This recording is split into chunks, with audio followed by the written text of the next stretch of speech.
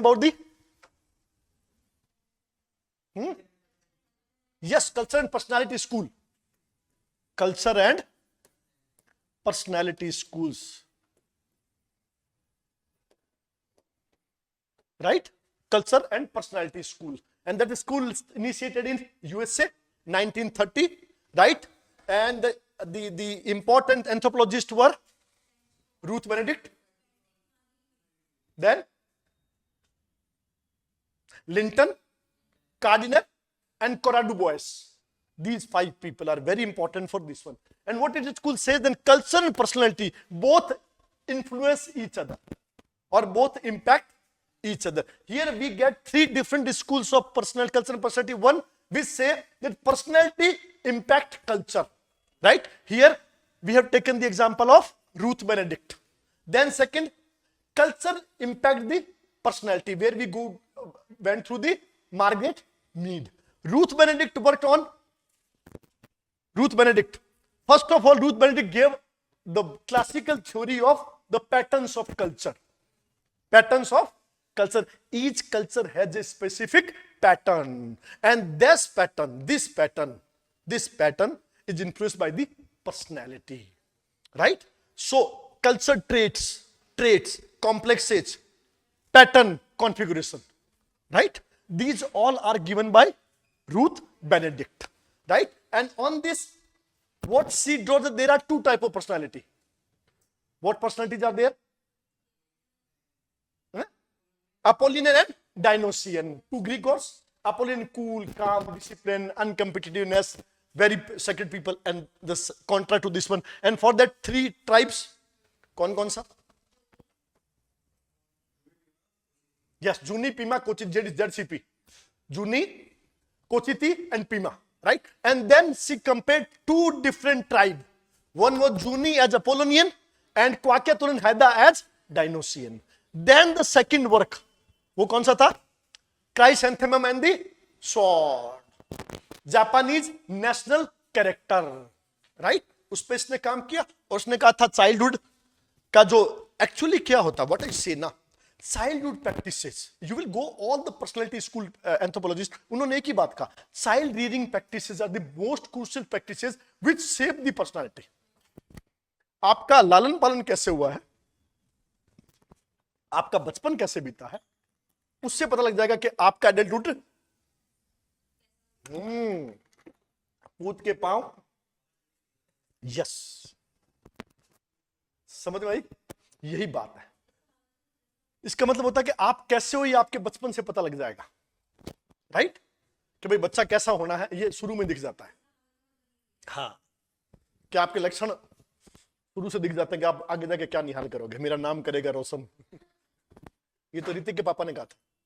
ऋतिक रोशन किया उसने. सो culture and personality schools. So second work was this one. कौन सा टाइप था अपना? Japanese national character. और वहां पर उसने एक नया कंसेप्ट दिया. That was concept analysis method, CAM. उसके बाद हमने टाक किया and that schools which say the personality influences the culture. Then the second school, culture influences the person. And here it was Margaret Mead. And Margaret Mead worked on कौन सी type पे काम किया उसने? Samoans. किस पे काम किया? Samoans पे. राइट? पहला काम Samoans पे और सेकंड किया पापुआ न्यू गिनी में मानुस. उसके बाद 3 ट्राइब. उनके नाम बताओ. वो थोड़ा सा अरापेस, मुंडा गेमोर एंड स्कैम्बोली. राइट? These 3 types. तो यहां पर हमने किया था मार्गरेट मीड को. अब third, culture and personality both are inter related to each other. They both impact each other. तो अब वो थर्ड स्कूल लेके आ रहे हैं. राइट? एंड थर्ड स्कूल से that culture and personality impact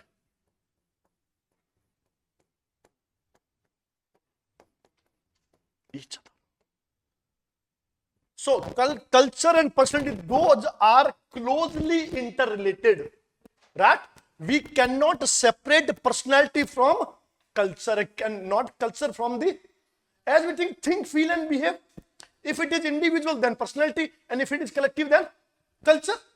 Personality is the same na, emotions, thought and behavior. This is the personality, and collectively emotion, thought, behavior is the culture. Clear? So this, they say that culture and personality both are interrelated to each other, so why they impact each other.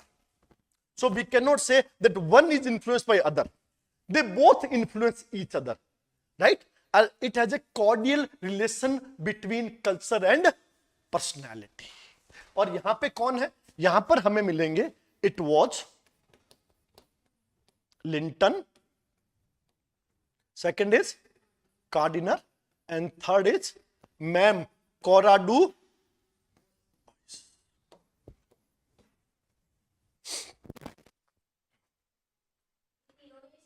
Yes, तो 3 school हो गए ना अपने culture and personality के. So in this school we find these 3 anthropologists, right? Linton, Kardiner and Cora Du Bois. अरे क्या रह गया खजाने में से? किसमें था बेटा? इसी में था. हमने 500 को एक साथ पढ़ा है पहले. These 3 are there. So culture and personality impact each other. See it? Linton, Gardiner and Coradu boys. अब 1 by 1 चलता है. Now, Linton was the co-founder of Gardiner. Linton was the co-founder of Gardiner. और दोनों ने मिलकर एक नई चीज बनाई थी, बेसिक पर्सनालिटी स्ट्रक्चर. वो हम बाद में डिस्कस करेंगे. पहले हम डिस्कस करते हैं लिंटन के बारे में. What it school says that culture and personality both are inseparable, both are interrelated, both are correlated. Child rearing practices, right? Impact on the thought and behavior of individual in a culture, in a given culture. So culture से personality and that personality influence the culture. दोनों एक ही चीज है, right? So to this they both are interrelated, correlated, cordial, impact each other. In this term Linton और कार्डिनर ने लिया था. First हम किसका नाम ले रहे हैं? The Linton one, right? ये लोग क्या कहते हैं? According to this school, what it school says? This school says that all parts of culture or each and every part of culture, मैं कैसे भी बोलूं, right, are interrelated to each other. Clear? Each and every part of culture is interrelated to each other.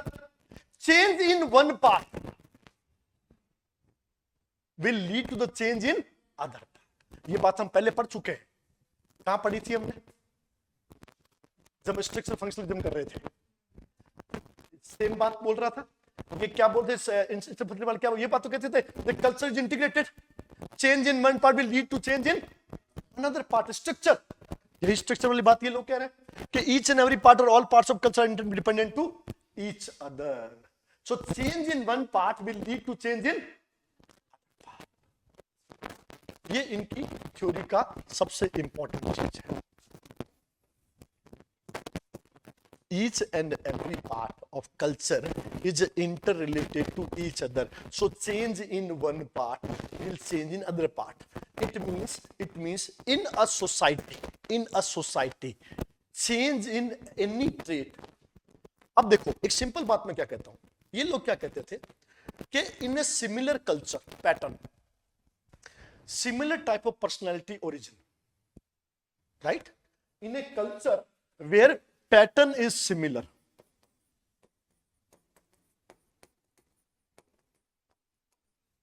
it means thought and behavior of people will be similar also. It means in a given culture the personality will be same. In a given culture personality will be same, and that personality called as basic personality. That personality is called as basic personality. So और वो basic personality क्या कहता है? In a given culture, common traits of culture will be same in each and every person if they are nurtured or reared in the same environment. So they will have some characters which will be similar to each other, and that similarity, as we discussed, दो चीजें हैं, similarity and differences इनके हिसाब से similarity किसकी वजह से होती है? Because in a culture we have the same environment, in that same environment some basic trait will be same and this basic trait called as basic personality, right? आप एक गांव में जाइए, गो टू ए विलेज, वहां पर तुम्हें कुछ लोगों के व्यवहार एक जैसे, सुबह उठना, सेम जैसे कपड़े पहनना, सेम जैसी बातें करना, सेम जैसे निर्णय थॉट लेना, why? So because they all nurtured in the same environment. तो वो जो बाकी we are different to each other, why? So environmental factors, right, surroundings factors, adaptive factors, but importantly एक बेसिक कैरेक्टरिस्टिक फीचर हमारा एक जैसा होगा। आप कहते जी आदमी गांव का है, कैसे कहते हैं? इसमें शहरी कैरेक्टर, इसमें गांव के कैरेक्टर है, बोलना, सोचना, उठना, बैठना, अंदर से भी all are different to each other. हमारा खुद का क्या इंटरेक्शन रहा, that is important, but importantly a basic personality will be similar if we are from a similar cultural environment। और कल्चर का मतलब क्या हो गया? Child rearing practices। So if we all had the same child rearing practices, same type of childhood, same type of things, it will create a similar personality traits। उसको बोलते हैं basic personality structure, right? इस बात की बात करता है Linton और कार्डिनर। लिंटन और कार्डिनर एक वर्ड लेकर इसको क्या बोलते हैं? Basic personality structure. In each culture you will find a basic personality. और ये बेसिक पर्सनैलिटी किस वजह से है? क्योंकि उनका इन्वायरमेंट सेम होता है, same origin, same, like dissolves like. So in a similar environment you will find the similar characters. यही बात वो कह रहा है। तो यहां पे कहां पर्सनैलिटी और कहां कल्चर दोनों एक साथ हुई? कि दोनों एक दूसरे के साथ इंटररिलेटेड है? कि जैसा इन्वायरमेंट होगा वैसी ही पर्सनैलिटी होगी। So they both are interrelated to each other. एक में चेंज होगा तो यस, यही बात ये कह रहे हैं। So this is the law which says that in a given culture all elements and traits are interrelated to each other. So in a similar pattern of culture we will find similar type of personality. In a different type of culture you find yes, ये कहते थे। So in this sense, what about this, what the relation between personality and culture? They both are interrelated to each other। अब इसमें कोई एक दूसरे को influence कर रहा है? नहीं, दोनों कर रहे। Personality character personality. बस यही बात ये समझा रहे। क्या कह रहे होता है? Thought and behave, right? So Linton ने बोला कि ये एक पर्सनैलिटी और कैरेक्टर का एक सिस्टम है। तो उसके हिसाब से वो क्या बोलता है कि इन अ गिवन थिंग, तो वो क्या कहता है? देखो, उसने एक वर्ड लेके आया था, उसने कहा कि if we talk about a culture, right, if we talk about a culture, right, in a culture there are three type of mentality. One is called as ideal culture, second is called as, and third is called as, ये हम पहले कर चुके हैं ना, अगर किसी को याद आता है तो, right? So culture can be studied or can be seen in three different ways. That is ideal culture, real culture and culture. Ideal culture is a philosophical culture, morality culture, right? When you talk to the old people in a culture, what they say, this is the culture, ये होना चाहिए, वो होना चाहिए। The philosophical way of culture where everything is ideal in nature। बड़ों का सम्मान करो, बच्चों का ये देखो, बूढ़ों के साथ ऐसा करो, ये होना चाहिए। So those elements which are quite philosophical and moral in a culture construct the real what culture is in practice. That is called the real culture. How people live in a society, what patterns are there, what traits are there, that is called the real culture. And now third, how an observer study and write that culture. This is called the culture construct, like an anthropologist, right? How an anthropologist study the culture and write about that culture. This is called the culture construct. So what culture you see, what a culture is, and what it ought to be, they are different to each other. It's a mix-up of that. जो culture तुम्हारे सामने आज हम पढ़ रहे हैं, वो तीनों में से कौन सी है? ये वाली है. That is constructed, not real, not ideal. How the people study and how they write. What we have. So what we have, it is the part, it is called as culture construct.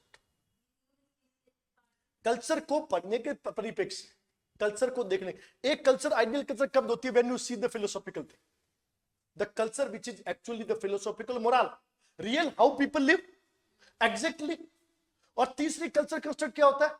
How you study and write, जो तुम्हें लगा, observer's view, right? So this is anthropologist observer's view. This is how people live. This what people think. Culture ऐसी होनी चाहिए. तो उसने कहा ये कल्चर का सिस्टम है, सिंपल, राइट? अब इसके हिसाब से, अब इसको अगर हम देखें तो अलग अलग एक कल्चर में अलग अलग तरह की पर्सनालिटी उभर के आती है. कैसे? तो उसने कहा एक तो बेसिक पर्सनालिटी है, ऑर्डिनरी पर्सनालिटी. एक होता है जिसको हमने कहा कि क्या बोलते हैं उसको, स्टेटस पर्सनालिटी, राइट? एक सोशल इन्वेंटर्स होते हैं. तो उसने कहा कि एक तो बेसिक पर्सनालिटी है, एक सोशल स्टेटस पर्सनालिटी है, and one is called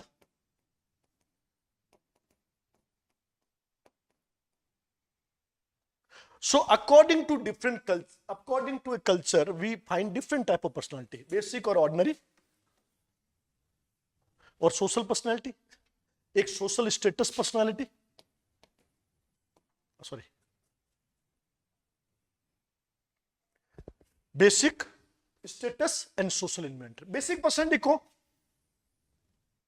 a simple basic personality of a culture as we discussed, वो जिसके अंदर वो सारे ट्रेड्स हो जो किसी कल्चर में होते हैं, राइट? जिसको हमने बेसिक कहा, राइट? द फंडामेंटल, क्या वर्ड लेंगे? Fundamental personality. So this person that which have the fundamental trait of culture, the personality which carries the fundamental traits of culture. जैसे हमने कहा कि जूनी, तो जूनी की फंडामेंटल ट्रेट हमने क्या कहा? अपोलोनियन, कूल, काम, क्वाइट.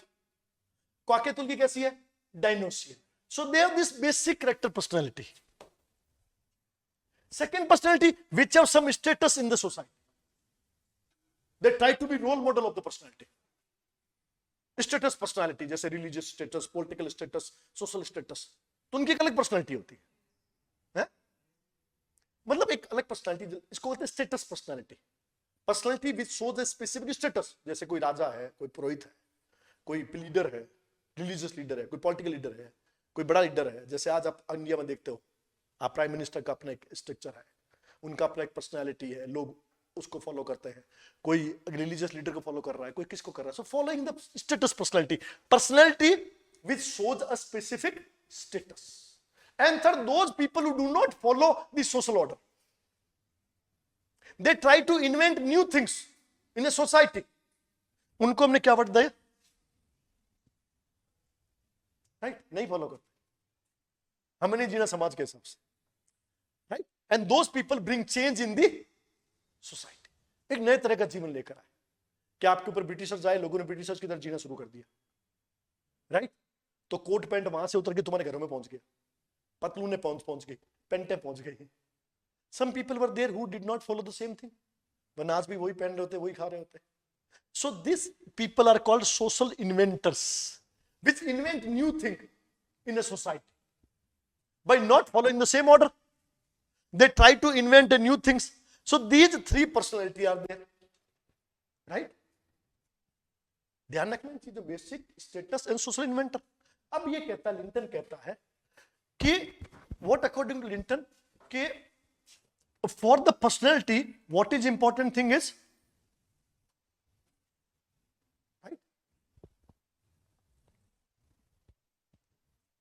लिंटन क्या कहता है कि personality depends upon the role of a person in a culture और society. What is role? Role क्या है? योर एक्शन और association to a specific your behaviour. Role is by behaviour, a person's behavior in a specific or given role is also associated with the function. So role is about behavior or function to a specific status. तो ये role की बड़ी classical definition दी थी Linton ने कि what is role? Role is specific function, right? Specific function और specific behaviour according to a specific और given role of father, role of mother, role of son, right?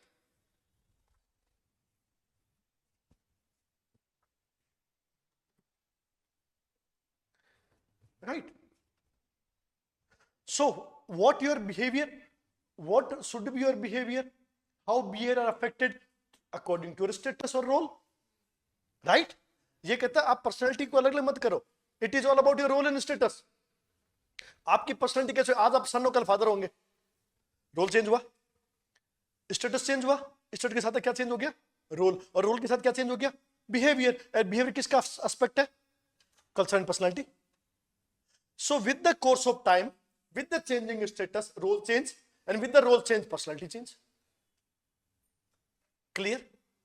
And here उसने status को define किया कि status is a specific position in a given society, right? Status is a given position in a society, and this status can be of two types.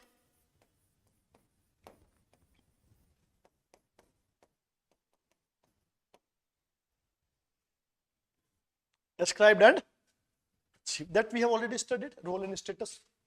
So to Linton, role is determined by the status in a given society, and status is of two types: ascribed status and achieved status. Ascribed status is a determined status by birth or by thing, like a son. A son is an ascribed status. Caste we showed, that was an ascribed status, right? Ascribed, which is already determined, you cannot change it. Ascribed by birth, by a part of society, एक ascribed status है तुम्हारा, right? Achieved, what you achieved, doctor, engineer, actor, these all are the achieved status. So there are two types of status to Linton. Clear? So Linton ने इसके सारे ये समझाने की कोशिश की है कि एक कल्चर में किसी भी लोगों का बिहेवियर उनके स्टेटस और रोल पे डिपेंड करता है, राइट? और वो स्टेटस चेंज होने के साथ लोगों की पर्सनालिटी भी चेंज होती रहती है। तो इसने कहा था एक तो बेसिक होता है फंडामेंटल, एक होता है स्टेटस बेस्ड, एक होता है इन्वेंटर्स जो बार बार अपने को उस चीज को फॉलो नहीं करके नई चीज लाने की कोशिश करते हैं। इसके हिसाब से एक कल्चर में आपको डिफरेंट पर्सनालिटी मिलेगी, डिफरेंशिएशन मिलेगा। Similarity due to fundamental basic, because in a given pattern लोग एक जैसे पैदा होंगे, बट चेंज कैसे आएंगे? Status and social inventors. तो ये बोल रहा है लिंटन। क्लियर? अब लिंटन ने जिसका साथ लिया था दैट वाज कार्डिनल, और कार्डिनल ने मॉडल दिया था किसका?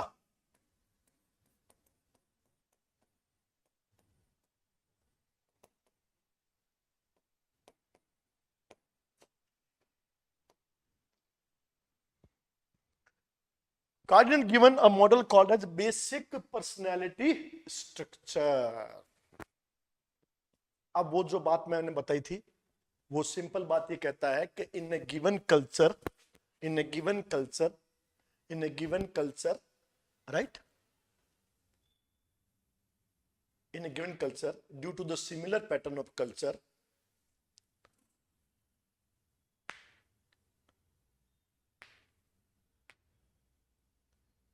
people will follow the same traits of behavior, hence a basic personality structure emerges, right?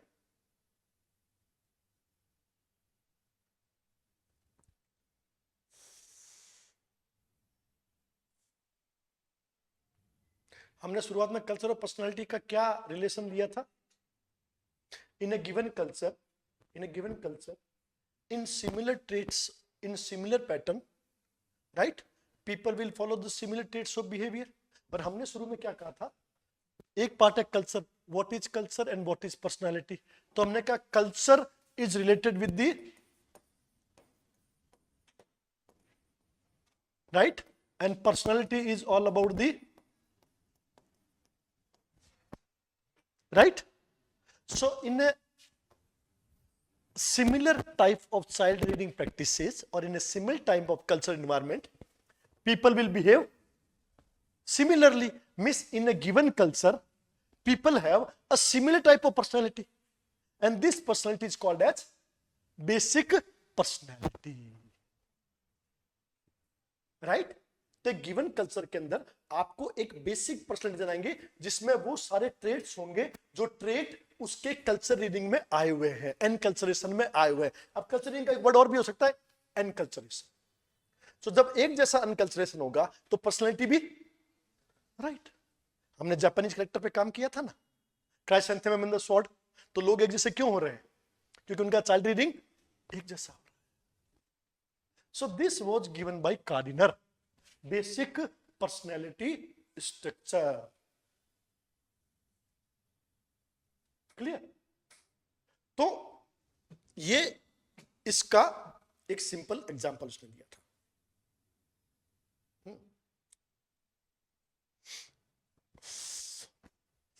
अब क्या हुआ, इसने एक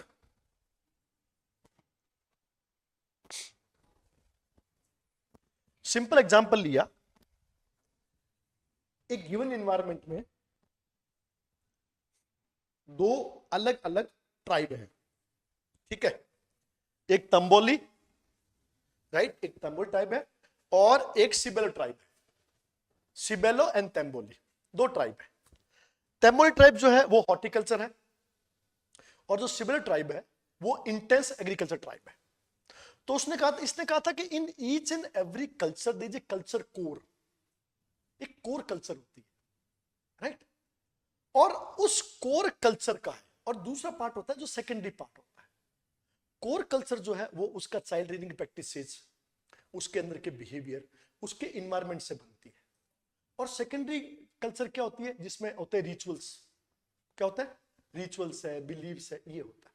वो कहता है कि जैसे जैसे किसी भी सोसाइटी में, किसी सोसाइटी में कॉम्प्लेक्सिटी बढ़ती जाएगी वैसे वैसे पर्सनैलिटी में ट्रेट्स चेंज होते जाएंगे, कॉम्प्लिकेशन। उसने कहा जैसे हॉर्टिकल्चर है, हॉर्टिकल्चर में बहुत ज्यादा रिचुअल्स नहीं है तो उनका चाइल्ड रीडिंग प्रैक्टिस बहुत आसान होता है, क्योंकि रिचुअल ज्यादा नहीं है, बिलीव्स मोरल ज्यादा नहीं है, सिंपल जी रहे हैं। तो उनकी पर्सनैलिटी बहुत बेसिक, पर्सनैलिटी स्ट्रक्चर बहुत सिंपल होता है, कल्चर कोर बहुत गहरा होता है उनके साथ में। दूसरी तरफ जो इंटेंस एग्रीकल्चर पीपल होते हैं, अब उनको इरिगेटेड प्रैक्टिस चाहिए, उनको अच्छी फसल चाहिए, तो उनकी लाइफ में ये रिचुअल्स, बिलीव्स, मोरल्स बहुत ज्यादा होते हैं। तो चाइल्ड रीडिंग प्रैक्टिस में वो एंजाइटी तुमको दिख जाएगी, क्योंकि घर में क्या बातें हो रही है? अरे अरे बरसात नहीं हो रही है, अरे ये नहीं हो रहा है, अरे वो नहीं हो रहा है, अरे ये ठीक नहीं हो रहा है। तो उससे क्या होगा? उससे क्या होगा? वो रात दिन जो एंजाइटी है वो एंजाइटी बच्चों तक जाती जाएगी, राइट? और यही सबसे बड़ा प्रॉब्लम। तो वो कहता है जैसे जैसे सोसाइटी में कॉम्प्लेक्सिटी बढ़ती जाती है वैसे ही वैसे एंजाइटी, डिप्रेशन वो पर्सनालिटी में आने शुरू हो जाता है। तो जैसा कल्चर बिहेवियर चेंज होता है उतनी तेजी से पर्सनालिटी चेंज होती है। सो उसने वर्ड दिया कि there is a culture core. और दूसरा secondary characters, culture core is related to child reading practices, right? और ये socio political condition, right? So culture core जितना आसान होता है राइट? जितना आसान होता है उतना ही ज्यादा ये कंडीशंस आसान होती है, राइट? और जितनी आसान होती है बच्चा उतना ही बेसिक कैरेक्टर के साथ शुरू होता है, वरना उसके अंदर एंजाइटी, डिप्रेशन, थॉट कहां से आते हैं? जैसे जैसे ये सेकेंडरी कैरेक्टर्स जैसे रिलीजन, मोरल, बिलीफ कॉम्प्लेक्स होते जाते हैं, रिचुअल्स कॉम्प्लेक्स होते जाते हैं. So complexity give rise to anxiety, depression and changes.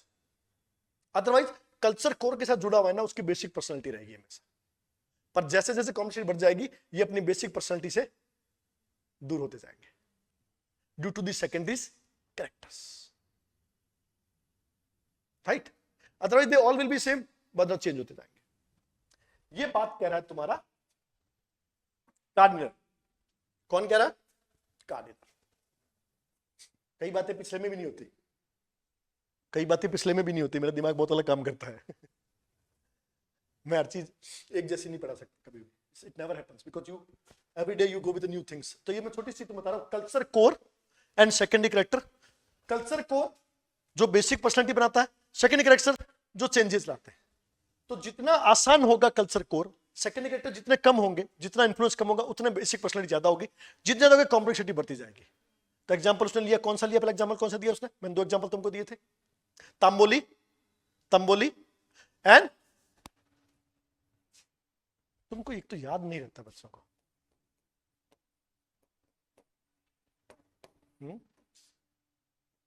And second नाम था उसका तांबोली एंड बेलिस्नो. नाम दिया क्या?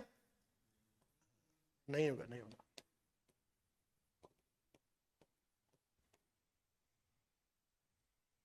मेरे को टीबी याद रहता है. सोसिलो, टीबी, तांबोली, असोल, इतने ट्राइब्स है ना. ये general simple basic personality structure, ये हॉर्टिकल्चर्स, ये इंटेंस एग्रीकल्चर्स. तो जितना बढ़ता जाएगा उतनी कॉम्प्लेक्सिटी बढ़ती जाएगी, एंजाइटी बढ़ती जाएगी, पर्सनालिटी बढ़ती जाएगी. और ये जाएगा कि एक गिवन एनवायरनमेंट में दो लोग काम कर रहे हैं, पर दोनों का अंदर चेंज कैसे आ रहा है? तो चेंज का कारण है कल्चर के अंदर कॉम्प्लेक्सिटी का बढ़ना. इससे पर्सनालिटी तुम्हें अलग दिखाई दे रही है. एक एग्रेसिव है, एंजाइटी है, डिप्रेशन है, अलग तरह चीज. दूसरे नहीं, क्यों? क्योंकि दोनों की इकोनॉमी राइट. सबसिस्टेंस क्या चीज है? सबसिस्टेंस. तो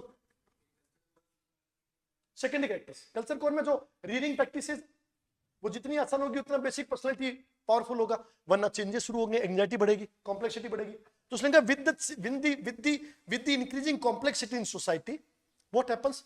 पीपल में एंजाइटी बढ़ती है, राइट? उनके पर्सनालिटी में चेंजेस आते हैं. तो कोई कहता है डिफरेंसेस क्यों पैदा होते हैं? तो उसने इसकी वजह क्या है? Complexities. Otherwise basic personality will be same, but with the increasing complexity will give out the change in the personality. Now they will deviate from the basic personality, right? Deviate from the basic personality. तो ये बात करता था कार्डिनर. अब इन्हीं की अगली शिष्या कार्डिनर की, जिसका नाम था, क्या नाम था उसका?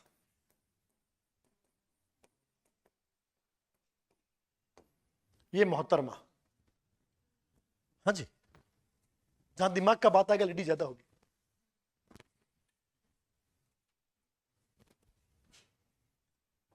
देख लो, 3 लेडी है, 2 जेंट्स है ना? भाई मार्गरेट मीड, रूथ बेनेडिक्ट और कोलोराडो बॉयस, और लिंटन कार्डिनर 2 बचे.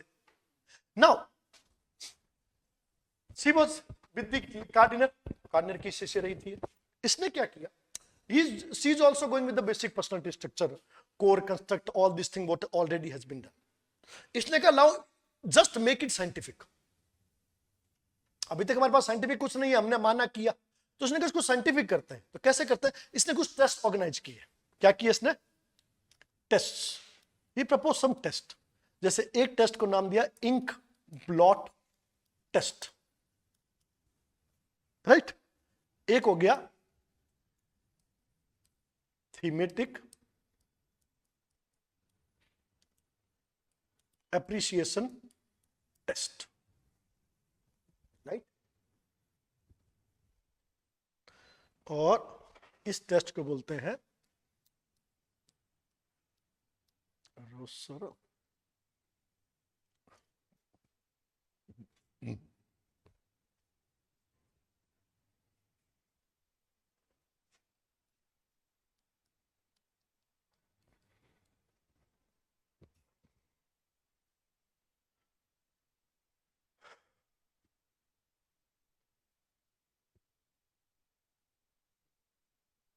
सही।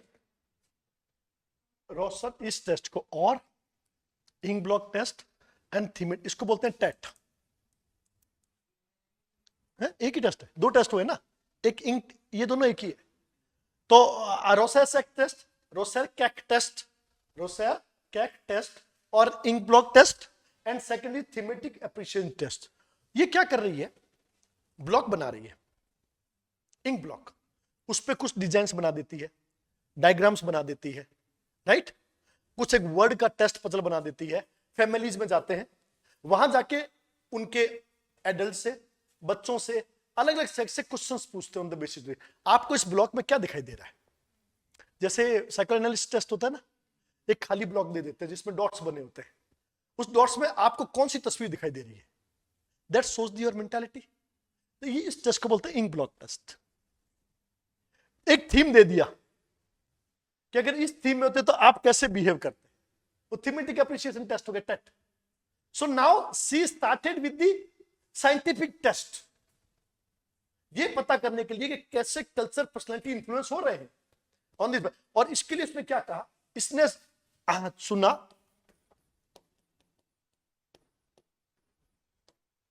Allure island, and this Alor island was in Dutch East Indies. कहां पर था उस समय, जिसको आज कहते हो Indonesia, eastern Indonesia. So Eastern Indonesia, that time it was the part of Dutch East Indies. वहां पर क्या था, अलोर आइलैंड, और ट्राइब का नाम क्या था, allure, right, allure. So in Alor Island, she conducted these tests, right? She conducted the TET and ink block test, and then she went through the results. और रिजल्ट के लिए उसने किसको साथ में लिया, लिंटन को, कार्डिनर को, ऑटनर को, इन सबको साथ में लिया, इनको चीजें पकड़ा दी कि आप, चूंकि आपने काम किया हुआ है तो आप इनके हिसाब से, why, because what happens if I am going to check all the copies I will be a bit biased, right. तो उसने अलग अलग टेस्ट अलग अलग लोगों को दे दिए ताकि एक की बायसनेस ना रहे। और फिर जब रिजल्ट निकल के बाहर आया तो उसके हिसाब से उन्होंने देखा कि वहां के लोग कैसे हैं, how the culture and personality are interrelated to each other. तो उन्होंने देखा कि वहां पर जो जो मेल जो है, जो लोग हैं वो अनइंटरेस्टेड टाइप के पीपल है, गोललेस पीपल है, they don't want to attend any goal, goalless people है, ऐसी लापरवाह की तरह केयरलेस घूम रहे हैं, जीवन का कोई परवाह नहीं है, कुछ आगे बढ़ने की कोई इच्छा नहीं है, ठीक है। बच्चे भी कोई खास इंटरेस्ट ले नहीं रहे हैं, मेंटली उतने ज्यादा स्ट्रांग नहीं है, थोड़े से एग्रेसिव है, बात पे झिझकते हैं। तो उन्होंने कहा इसके पीछे का कारण क्या है, why these personalities are there. If they see children they see the adult one, adult one का कोई गोल नहीं है, वो तो नहीं कि बड़े हो गए तो हो गए, मरेंगे तो मर जाएंगे, होता है ना पर्सनैलिटी, क्या करना है, जिंदगी तो ऐसी है, आपकी जिंदगी कोई गोल है, कोई गोल नहीं है, सुबह खाते हैं शाम को सो जाते हैं, भगवान बुलाएगा तो आ जाएंगे, तो मर जाएंगे, right. So these people observe that type of personality. तो उन्होंने देखा कि like in this Alor island जो फीमेल जो है दे कलेक्ट द फूड, राइट। सारा फूड कलेक्ट करने का काम किसके ऊपर आ गया, फीमेल के ऊपर आ गया। वो फीमेल क्या करती है, सुबह होते ही अपना सामान लेके निकल जाती है, और मेल क्या करता है, मेल ये एनिमल को बेचने का काम, मार्केट में जाने का काम, ये काम करता है। So a child does not get that motherhood thing, क्योंकि जैसे ही बच्चा हुआ, बच्चा थोड़ा सा 10-15 दिन का हुआ, वो काम पे लग गए, खाना इकट्ठा करके लाना है, फूड का सारा काम किसके हाथ में है, अब फीमेल ने वो बच्चा अपने मेल के हाथ में चढ़ के चले गए। अब मेल कभी मार्केट निकल गया, कभी दादा के पास, कभी नाना के पास, और पड़ा है, खा रहा ठीक है। So that ignorance of motherhood, that absence of that motherhood intensive care, बच्चे ऐसे हो गए कि उनके अंदर कोई गोल नहीं, क्योंकि अच्छी देखभाल नहीं हुई, नर्चर केयरिंग नहीं हुई, राइट। अब दादाजी के पास लेटा हुआ है, ठीक है कि धोया तो पकड़ा दिया, but that caring, sharing, nurturing, learning. अब आप किसी मदर को देखो, बच्चे को उंगली पकड़ के चला रही है, घुमा रही है, डायपर चेंज कर रही है, सुला रही है, टाइम से नहला रही है। मदर का इंटेंसिव केयर बहुत होता है, दिन भर वो बच्चे के बारे में सोचती है, 24 hours. 24 hours mother is totally devoted to the child. That intensive care was absent in this alone tribe, and that resulted this type of personality without any goal. क्योंकि वो जो zeal, enthusiasm, वो केयर इंटेंसिव का जो purpose था वो आया ही नहीं लाइफ में, क्योंकि वैसे ही बड़े हो गए। तो बच्चे भी आगे ऐसी पर्सनालिटी बड़े होके बनेंगे। So how child training practices impact the personality at later stage, वो यहां से पता लग जाता है। यही हमने कहा था, हाउ कल्चर से पर्सनैलिटी एंड पर्सनैलिटी इंपैक्ट दी। क्योंकि लोग ऐसे ही, लड़की औरतें चली जाती है, मर्दों को मतलब नहीं है, बच्चे पैदा हो रहे हैं, तो जैसी पर्सनैलिटी वैसी कल्चर, जैसी कल्चर वैसी personality. This was the law, और ये इसके पीछे कारण था, राइट। ये तो अलग अलग लोगों का यही अलग अलग है। ये बात देखो, क्या नाम है इसका, कार्डिनर ने भी जैसे हमने बात की, बेसिक पर्सनालिटी स्ट्रक्चर की बात करता है, तो वो ये कहता है कि ये कल्चर ऑफ पर्सनालिटी जो है ना, उसने एक ट्राइब ली थी जिसका नाम था Soshilo, SOSHILO, Soshilo. In that Soshilo tribe, क्या होता है सोसिलो ट्राइब में, कि वो they are the group of families. क्या है? Group of families. वो पाइन सीड्स को इकट्ठा करते हैं, they collect the wild seeds of pines, right. तो जब पाइन का सीजन आता है तो वो अलग अलग फैमिलीज के असेंबली में जाते हैं और वहां पर कलेक्ट करते हैं। एक बार एक फैमिली जाती है, एक बार एक फैमिली जाती है, राइट। और हर बार सोशल ग्रुप अलग अलग होता है, राइट। और वहां पर उस जगह पर उनका जो इकोनॉमी है, सब्सिस्टेंस, वो सब्सिस्टेंस उनकी कल्चर और पर्सनालिटी को इंपैक्ट करता है। कल्चर कोर के अंदर हमने क्या कहा, सब्सिस्टेंस बहुत इंपॉर्टेंट चीज होता है। वो कहता है सब्सिस्टेंस बदलने से सोशल स्ट्रक्चर बदल जाती है। इस बार मैं आपके परिवार के साथ गया, मुझे कुछ मिला नहीं, अगली बार मैं दूसरे परिवार के साथ जाऊंगा, तीसरी बार नहीं मिला तो तीसरा चेंज कर लूंगा। सो उसने कहा यहां सोसाइटी नहीं है, फैमिली मेंबर छोटे छोटे ग्रुप्स बने हुए हैं, और एक ग्रुप के पीछे इंपॉर्टेंट चीज क्या है, सब्सिस्टेंस, जीना। तो कई बार आपकी कल्चर में सब्सिस्टेंस आपकी पर्सनालिटी को चेंज कर देता है कि आप सोसाइटी में रहना चाहते हैं कि ये बात है। तो ये 5 लोगों को हमने पढ़ा, Ruth Benedict, Margaret Mead, Linton, जिसमें लिंटन का इंपॉर्टेंट क्या है, लिंटन ने पहली बात की थी, क्या कहा उसने कि ही वाज द को फेलोर ऑफ कार्डिनर और बेसिक पर्सनालिटी स्ट्रक्चर लेकर आया।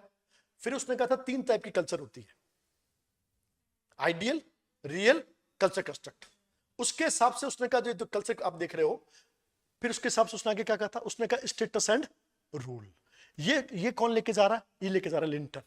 कार्डिनर क्या लेकर आया था, बेसिक पर्सनालिटी स्ट्रक्चर, कि हर कल्चर की एक बेसिक पर्सनालिटी होती है जो उसकी सिमिलरिटी होती है एक जैसे चाइल्ड ट्रेनिंग प्रैक्टिस से। तीसरी आती है कोराडो बोयस, उसने इसी बेसिक पर्सनालिटी स्ट्रक्चर को और कल्चर और पर्सनालिटी के इंटरलेशन के लिए टेस्ट ऑर्गेनाइज किए, और उसके लिए उसने किसको चुना, अलोर। किसको चुना, अलोर। तो यहां पर हमारा कल्चर एंड पर्सनालिटी स्कूल खत्म हो जाता है, राइट। अब इसके बाद कोई डाउट हो तो बोल जाओ, क्योंकि 2 क्वेश्चन पक्के हैं, या तो मार्गरेट मीड या रूथ बेनेडिक्ट, एकदम पक्के। ये क्वेश्चंस देखो पूछने का ढंग क्या है, Malinowski, Radcliffe Brown, Levi Strauss, Julian Steward, Ruth Benedict, Margaret Mead, ये पूरे क्वेश्चन है, पूरे क्वेश्चन। उसके बाद लेस्ली वाइट आता है, वो बहुत लेट में आता है, वो न्यू इवोल्यूशनरिस्ट है। ये 5 क्वेश्चन तुम्हारे बिल्कुल पक्के में आते हैं। उसके बाद छोटी छोटी टिप्पणियों में आते हैं कॉग्निटिव एंथ्रोपोलॉजी, राइट, जिसका अपने पोस्ट मॉडर्न एंथ्रोपोलॉजी का है वो वाला क्वेश्चन, इवोल्यूशनरी छोटा क्वेश्चन, डिफ्यूजनिस्ट छोटा क्वेश्चन, राइट। ये छोटे क्वेश्चन है। ये कोराडो बोयस, लिंटन, कार्डिनर छोटा क्वेश्चन। बड़े क्वेश्चन 20 के ना, ये 7-8 लोग, जिसमें सबसे पहले कौन आएगा, मेलिनोस्की। बहुत बड़ा क्वेश्चन है। मॉर्गन ने 2015 तक मॉर्गन आया करता था, बट इवोल्यूशनरी का सिस्टम बात पीछे चला गया है, तो मॉर्गन को इतना तवज्जो। तो अब आता है मेलिनोस्की, डेटली ब्राउन, दो बड़े आगे। तीसरा बंदा कौन है? Ruth Benedict. चौथा है मार्केट मीड। पांचवा अपना आ गया लेवी स्ट्रॉस। उसके बाद आ गया जूलियन स्टीवार्ड, जो बड़ा क्वेश्चन जिसका आ गया culture and ecology, right. Materialism topic क्या है? Culture, materialism. पहले उसको सुनो। Look, as we have already discussed, that in a culture we have two different type of part called materialistic and not materialistic culture. So the functionalist, structuralist, cultural personality school, these people believe in the belief, morals, thoughts.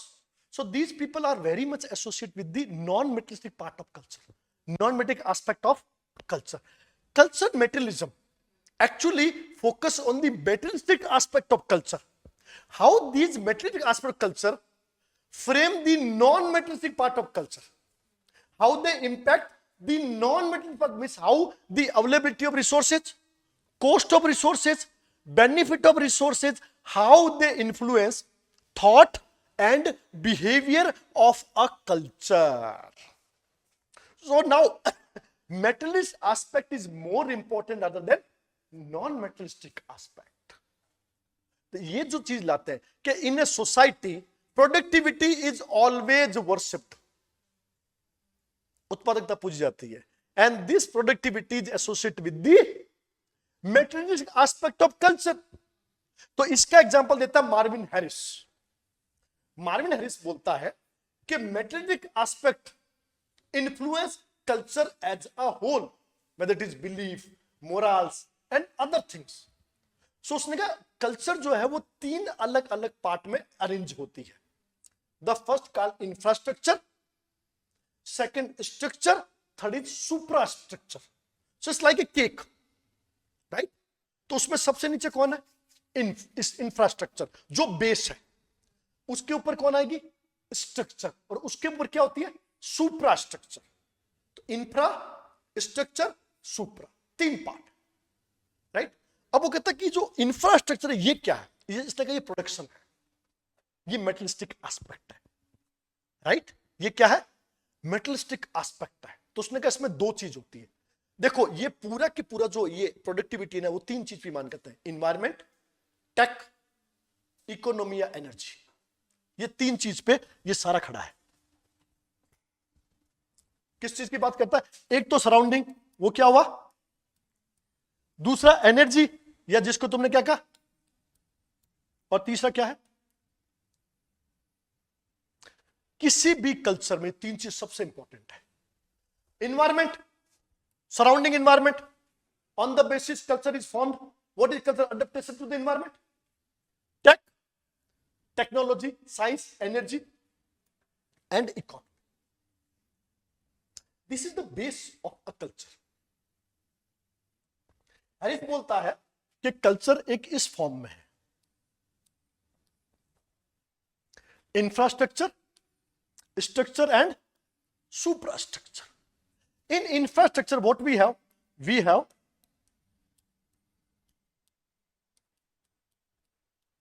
ये क्या है? Mode of and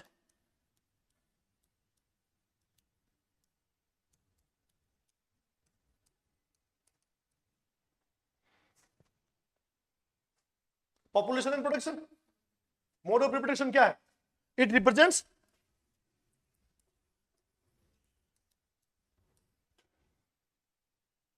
और ये क्या है? Mode of production, subsistence.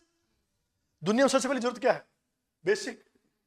Basic तो कह रहा सबसे नीचे बेसिक है, population and mode of production. Mode of production क्या हो सकता है? Hunting, food gathering, horticulture, agriculture, anything can be that. तो ये और ये they both influence each other and makes the core of the culture. Population में क्या आएगा? Mortality, fertility, increase, decrease factors, right. तो ये बेस है, इसके आधार पर ये बनता है। यहां पर डोमेस्टिक इकोनॉमी, डोमेस्टिक पॉलिटी। तो यहां पर कौन आया? Polity and economy. How to govern, how to control, how to regulate, how it is about the consumption, how about the distribution, तो वो कहां गया ये। और इसके ऊपर आता है बिलीफ, मोरल्स, रिलीजन, आर्ट, ये सबसे ऊपर। And change in this will change in both, change in infrastructure will change in structure and superstructure, क्योंकि कोर तो यही बना रहा। तो किसी भी कल्चर में सबसे इंपॉर्टेंट ये है मेटलिस्टिक आर्ट, मोड ऑफ प्रोडक्शन, क्या उत्पादन हो रहा है, राइट, और किसके लिए हो रहा है। तो रिप्रोडक्शन भी तो एक प्रोडक्शन है, बायोलॉजिकल, बायोलॉजिकल, तो बायो और इको बेस बना रहा है, बायो इन्वायरमेंट इको बेस बना रहा है। और एक गिवन बाउंड्री में, ये कहां होता है, given biological and environmental limit. So given biological environment limit most of production होता है, और ये इसका बेस बनाता है। तो उसने किसी भी कल्चर को जानना हो तो उसका मोड ऑफ प्रोडक्शन और रिप्रोडक्शन सबसे इंपॉर्टेंट चीज है। उसके ऊपर कौन आता है, उस पर कौन है, पॉलिटिकल इकोनॉमी, और सबसे ऊपर कौन आता है, सुप्रा, रिलीजन, बिलीफ, आर्ट, ये बात की चीज है, कोर ये बनाता है। So important is productivity, and productivity versus, उसने एग्जांपल किसका दिया, cow. In Hindu society why it is so sacred, productivity, right.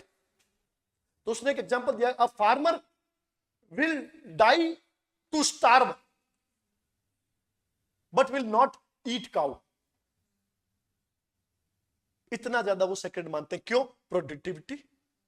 तो उसने कहा प्रोडक्टिविटी की पूजा है, प्रोडक्टिविटी का स्थान है, क्योंकि यही कोर बनाता है mode of production and reproduction. Clear. जैसे न्यूयर में हमने कैटल की बात की कि उनके सारे के सारे सिंबल्स किसके बने हुए, कैटल्स के बने हुए, क्योंकि वो डोमिनेंट कैटल है, एक पास्टोरल सोसाइटी है। So the same thing is here and we discuss in Rigvedic society also, कि गाय इतना पवित्र है, इतना ज्यादा डोमिनेंट है कि उनके नाम ही गायों के हैं, गोत्र, गवयुति, गवेषण, गोहना, राइट, गोपाल, भगवान हमारे किस नाम से हुआ, गो। कितना the importance of productivity in a given culture. और ये मार्क्सिस्ट है, ये कौन है, मार्क्सिस्ट। मार्क्सिस्ट दो लोग से मिलता है, एक होता है एंजिलो, राइट। तो जो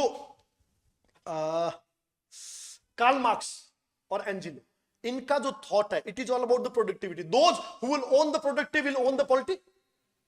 यही तो कहते हैं, those who will own the productivity will own the, yes. सारा स्ट्रगल किसके लिए है, control the resources, controlling the resources, and this resources give rise to inequality in society. Communism में क्या होता है, there is no problem. Capitalism में क्या होता है, इनइक्वालिटी, एक के पास है दूसरे के पास नहीं है। सो ये मार्क्सिस्ट पीपल है विच बिलीव इन मेटलिस्टिक। किस में ध्यान देता है, मेटलिस्टिक थिंग्स।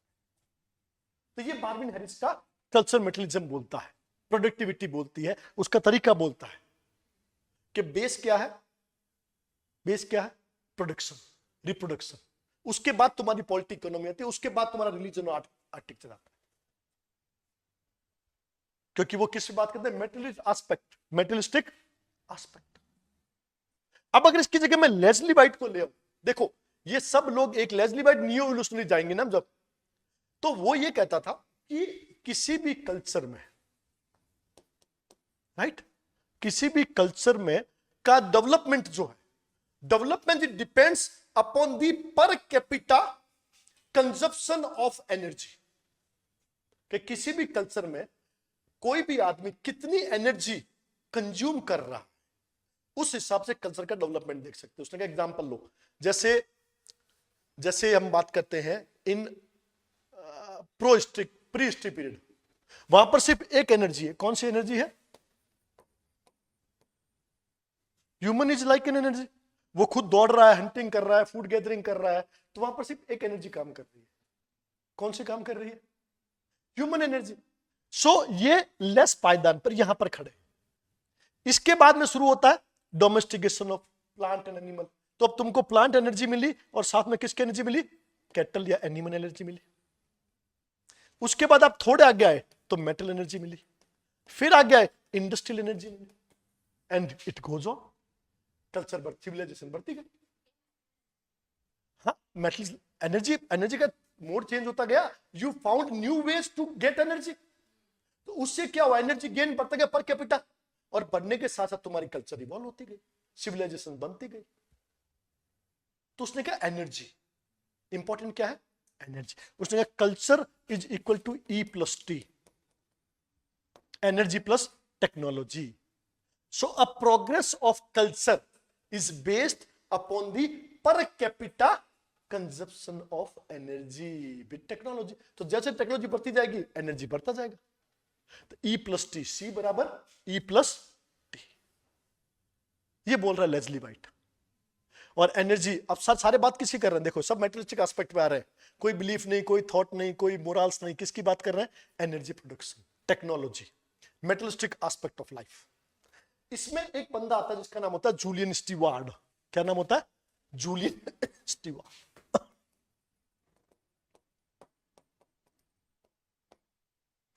इसने एक थ्योरी दिया जिसको बोलते हैं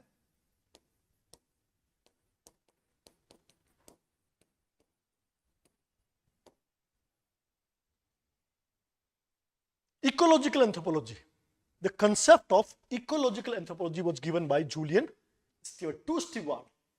Culture is highly influenced and determined by the surrounding environment. Culture is highly determined and influenced by the surrounding environment. Right? Of course, the mode of production किस पे बेस है, इन्वायरमेंट।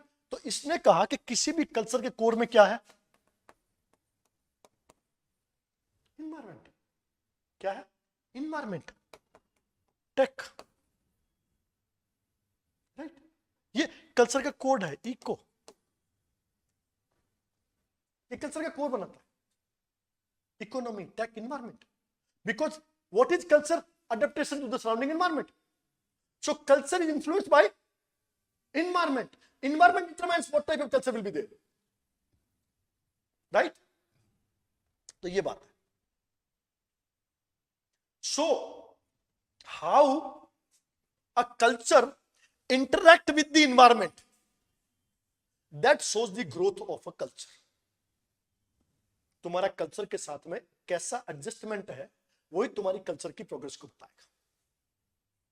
तो प्राइमरी सेंटर क्या है, तुम्हारी economy, तुम्हारा take, क्योंकि environment में दो चीज काम आ रही है तुम्हारी इकोनॉमी, तुम एनवायरमेंट को दो चीज ले रहे हो, टेक, क्योंकि टेक से क्या कर रहे हो, एनर्जी प्रोड्यूस कर रहे हो।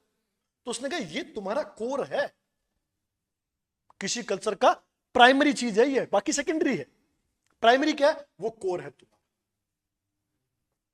सो दिस वाज जूलियन स्टीवार्ड, जो बात करता था ecology, impact of ecology.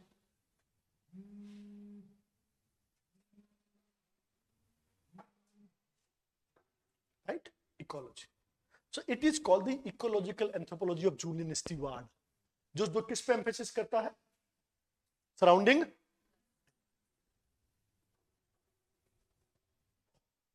So this is about the Julian Stewart, what he said, ecology और surrounding environment.